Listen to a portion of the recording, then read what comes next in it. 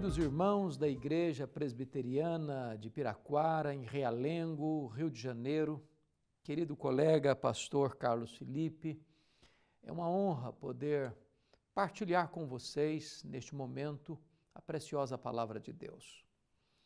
E eu gostaria de trazer à memória esclarecida de vocês a passagem bíblica que está em Efésios, capítulo 5, versos 18 a 21. Está escrito o seguinte: E não vos embriagueis com o vinho, no qual há dissolução, mas enchei-vos do Espírito, falando entre vós com salmos, entoando e louvando de coração ao Senhor, com hinos e cânticos espirituais, dando sempre graças por tudo a nosso Deus e Pai, em nome de nosso Senhor Jesus Cristo, sujeitando-vos uns aos outros no temor de Cristo. O apóstolo Paulo, escrevendo a sua carta aos Efésios, e ele escreve esta carta quando estava preso, na sua primeira prisão em Roma, isso por volta dos anos 61, 62, para aquela igreja que ele pastoreara, porque fora também o fundador da igreja, na sua terceira viagem missionária, onde fica 3 anos, e experimenta um grande reavivamento espiritual. Ele viu ali coisas extraordinárias acontecendo, porque Éfeso era uma cidade imensa para a sua ocasião, tinha mais de 300 mil habitantes. Éfeso era a capital da província da Ásia Menor. Éfeso hospedava o templo da grande deusa Diana, e o templo era uma das 7 maravilhas do mundo antigo, 4 vezes maior do que o Partenon de Atenas. Éfeso era uma cidade que tinha um porto muito importante, uma cidade rica, uma cidade onde o comércio era febril. E Paulo ficou ali 3 anos, plantou aquela igreja e viu a idolatria recuando, viu o ocultismo recuando, porque as pessoas se convertiam e vinham denunciando as suas obras publicamente, queimando os seus livros de ocultismo em praça pública, e a palavra de Deus prevaleceu na cidade. Enquanto Paulo esteve ali, ele plantou igrejas em toda a província, Esmirna, Pérgamo, Tiatira, Sardes, Filadélfia, Laodiceia, Colossos e Hierápolis. E agora Paulo deixa a cidade de Éfeso, vai a Jerusalém levar uma oferta aos pobres da Judéia, é preso em Jerusalém, é transferido para Cesareia Marítima, onde ficou 2 anos sendo acusado pelos judeus, e agora então ele opta por ser julgado em Roma, por ser cidadão romano, e é desta prisão que ele escreve esta carta à igreja de Éfeso. Era uma igreja modelo, uma igreja que estava firmada em amor, uma igreja que tinha uma fé robusta e uma esperança viva. E aqui no capítulo 5 ele descreve algo tão precioso, que é a necessidade da igreja ser cheia do Espírito Santo de Deus. E eu queria então trabalhar com você esse texto, porque aqui Paulo está nos dando da parte de Deus, nos dando 2 ordens bem claras, uma negativa e a outra positiva. A ordem negativa é: e não vos embriagueis com vinho, no qual há dissolução. E a ordem positiva é: mas enchei-vos do Espírito. Notem vocês que Paulo está fazendo aqui uma comparação e um contraste. Uma comparação superficial e um contraste profundo. Qual é a comparação superficial? É que assim como um homem embriagado com vinho está sob o efeito do álcool, também um homem cheio do Espírito Santo está sob o controle do Espírito Santo. Esta é a comparação. Em ambos os casos, a pessoa está sob o efeito ou do álcool ou do Espírito. Vocês sabem que o álcool não é um estimulante, é um depressivo. O álcool é um verdadeiro ladrão de cérebros. Uma pessoa embriagada, ela perde o controle de si. Uma pessoa embriagada, ela não tem domínio próprio. E Paulo, então, entra no campo do contraste profundo. É que quando uma pessoa está bêbada, ela perde o domínio de si. Mas quando uma pessoa está cheia do Espírito Santo, ela tem o fruto do Espírito, e o fruto do Espírito é domínio próprio. No contraste profundo, quando uma pessoa está bêbada, ela caminha para a dissolução, para a vergonha, para o opróbrio, para o vexame. Mas quando uma pessoa está cheia do Espírito Santo, ela produz resultados na vida fascinantes, como a comunhão, a adoração, a gratidão e o serviço. Quando uma pessoa está bêbada, ela está destruindo a si mesma, ela está destruindo a sua reputação, ela está destruindo os seus relacionamentos, ela está destruindo a sua família, ela está arruinando com a sua própria história. Mas quando a pessoa está cheia do Espírito Santo, ela não só é abençoada, mas ela é uma pessoa abençoadora. Ela não transtorna o seu meio, ela se torna uma pessoa influente positivamente em seu meio. Agora vejamos que esta ordem, enchei-vos do Espírito, sugere-nos algumas lições preciosas. Primeiro, é que enchei-vos do Espírito não é um pedido, nem uma sugestão, é uma ordem de Deus. Em outras palavras, não ser cheio do Espírito Santo é um pecado. É um pecado de desobediência a uma ordem expressa de Deus.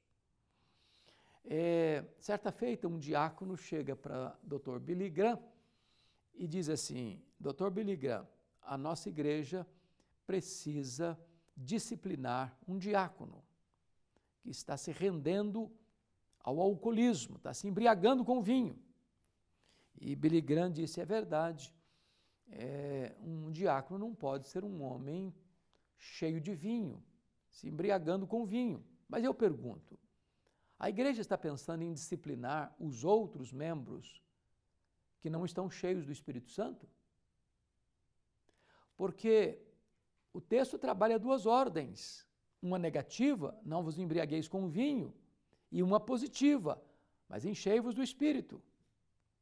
De tal maneira que muitas vezes hoje nós estamos nos acostumando com o pecado de omissão, de não sermos cheios do Espírito Santo. Você está cheio do Espírito Santo? Isso é uma ordem de Deus. Mas em segundo lugar, enchei-vos do Espírito é uma ordem no plural. É para todos. A plenitude do Espírito Santo não é para uma elite espiritual apenas. Para o pastor, para o presbítero, para o diácono, para o líder, para o professor de escola bíblica dominical. Ser cheio do Espírito Santo é uma ordem dada a todos os crentes. Todos aqueles que são habitados pelo Espírito, selados pelo Espírito, têm agora o mandamento de serem cheios do Espírito. Porque uma coisa é ter o Espírito, outra coisa é o Espírito nos ter. Uma coisa é ter o Espírito presente, outra coisa é ter o Espírito presidente. Nem todos os crentes que são habitados pelo Espírito estão cheios do Espírito. Então esta é uma ordem, está no plural, é para todos nós. Mas em terceiro lugar, note comigo que este verbo enchei-vos do Espírito está no que se chama de presente contínuo, na língua grega. Isso significa que a plenitude de ontem não serve para hoje. Isso significa que todo dia você precisa estar cheio do Espírito Santo. Talvez você que está aí me ouvindo se lembre dos tempos áureos da sua vida espiritual, quando você estava cheio do Espírito Santo. Você tinha uma vida piedosa, você tinha prazer na oração, você tinha alegria na leitura da palavra, você tinha alegria em estar na casa de Deus adorando a Deus, você tinha prazer em falar de Jesus para as pessoas, mas agora você botou a vida cristã no piloto automático. Virou rotina. Você não tem mais deleite nas vigílias de oração, você não tem mais entusiasmo em ler a Bíblia, você não tem mais prazer em frequentar os cultos, você não tem mais aquela alegria de falar de Jesus. Preste bem atenção, as vitórias do ontem não servem mais para hoje. Todo dia é dia de você ser cheio do Espírito Santo. Mas ainda, esse texto mostra que o verbo enchei-vos do Espírito está na voz passiva. Em outras palavras, você é como aquela vasilha vazia lá da história do profeta Eliseu. Quem enche você do Espírito é o próprio Deus. Mas é necessário que você tenha a disposição e de estar pronto, de estar como uma vasilha vazia. Porque enquanto tiver vasilhas vazias, o azeite nunca vai parar de jorrar. Não há limitação em Deus. Não há limitação, porque Deus não dá o seu Espírito por medida. Deus tem sempre mais. Deus tem infinitamente mais. O projeto de Deus é que sejamos tomados de toda a plenitude de Deus. O projeto de Deus é que, se você crer em Cristo, como diz a Escritura, do seu interior fluirão rios de água viva. O que Deus tem para você e para mim é a suprema grandeza do seu poder, o mesmo poder que ressuscitou Jesus dentre os mortos.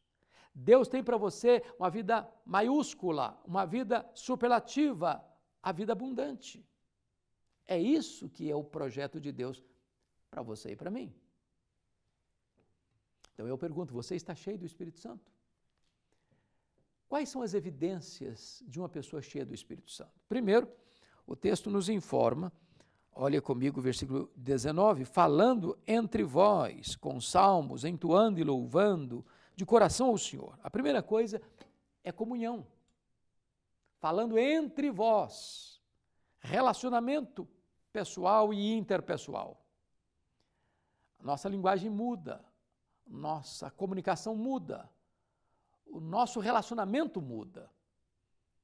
Se você vê uma pessoa na igreja maledicente, ranzinza, que produz contendas, que joga uma pessoa contra outra, que não lida bem com as pessoas, é uma evidência que ela não está cheia do Espírito Santo. Porque o Espírito Santo produz comunhão. A plenitude do Espírito Santo produz comunhão. Mas, em segundo lugar, o verso 19 diz ainda, louvando, entoando e louvando de coração ao Senhor com hinos e cânticos espirituais. Uma pessoa cheia do Espírito Santo, ela adora a Deus. Ela tem palavras não de amargura, de ressentimento, de murmuração, mas de louvor nos seus lábios. Ela é uma adoradora. Mas, em terceiro lugar, diz o verso 20, dando sempre graças por tudo a nosso Deus e Pai, em nome de nosso Senhor Jesus Cristo. Então, tem comunhão, tem adoração e tem gratidão. Uma pessoa cheia do Espírito Santo, ela dá graças. Em vez de murmurar, de reclamar, de lamentar, de viver sempre amarga, hostil, ela é uma pessoa grata, ela transborda de gratidão. Mas, em quarto e último lugar, uma pessoa cheia do Espírito Santo, segundo o verso 21, confira comigo, sujeitando-vos uns aos outros no temor do Senhor. Ela é uma pessoa submissa, ela tem prontidão em servir. Ela não entende vida cristã como uma plataforma de privilégios, mas como um campo de serviço. No reino de Deus, a pirâmide está invertida. No reino de Deus, maior é o que serve. Então, uma pessoa cheia do Espírito Santo, ela não quer ser servida, mas ela está pronta para servir. Ela imita Jesus, que veio não para ser servido, mas para servir e dar a sua vida. Esta é a marca de uma pessoa cheia do Espírito Santo. Então, eu deixo com vocês, meus amados irmãos da Igreja Presbiteriana de Piraquara, em Realengo, esta breve meditação. É hora de nós buscarmos a Deus. É hora de sermos vasos de honra nas mãos de Deus.